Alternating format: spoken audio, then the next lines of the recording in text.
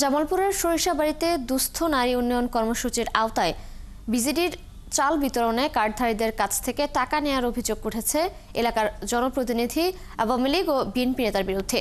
চাল বিতরণে টাকা নেওয়ার ছবি ছড়িয়ে পড়েছে সামাজিক যোগাযোগ মাধ্যমে। এরই মধ্যে উপজেলা কৃষি কর্মকর্তা অনুপ সিংহকে প্রধান করে ৩ সদস্য একটি তদন্ত কমিটি করেছে প্রশাসন।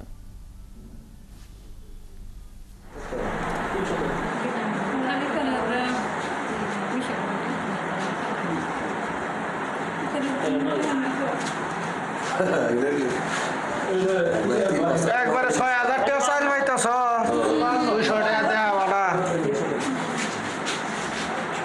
এক একজন চাল নিচ্ছেন আর ২০০ করে টাকা জমা দিচ্ছেন।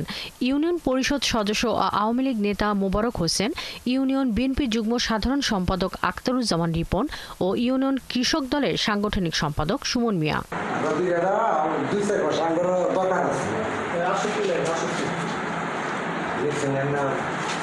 পগলদিয়া ইউনিয়নের বিধবা ও স্বামী পরিত্যক্তা নারী সহ হতদরিদ্রদের জন্য ৪৫৬টি ভিজিডি কার্ড বরাদ্দ দেয় সরকার। প্রতি মাসে ৩০ কেজি করে ১৫০ কেজি চাল বরাদ্দ দেওয়া হয়েছে, অথচ সে চাল নিতেই দিতে হচ্ছে চাঁদা। ভুক্তভোগীরা জানান ২১ মে সকাল থেকে চাল তুলতে উপজেলা পরিষদ মাঠে লাইনে দাঁড়ান। এরপর ইউপি সদস্য ও সংশ্লিষ্ট তদারকি কর্মকর্তাদের উপস্থিতিতেই তাদের কাছ থেকে ১৭০ থেকে ২০০ করে টাকা জমা নেওয়া হয়।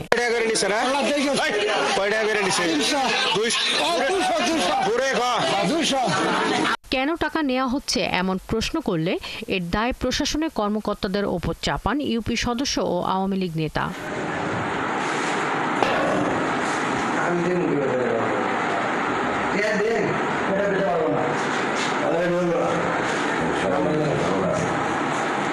আর করে ৬,৩০০ টাকা আমনে রয়েছে, পরে ওই টাকা আমি নেই।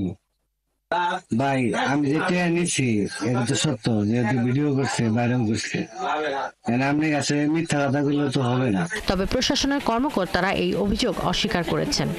আসলে আমি এই বিষয়ে জানি না বা আমি এই কাজ করে আমি টাকা পয়সা নেওয়া আমি সেরকম পছন্দ করি না বা এটার সাথে আমি জড়িত থাকি না। অভিযুক্ত বিএনপি নেতা আখতারুজ্জামান ও সুমন মিয়ার সাথে একাধিকবার যোগাযোগ করতে চাইলেও তারা ফোন ধরেননি। শাকিলা শম্পা, ৭১।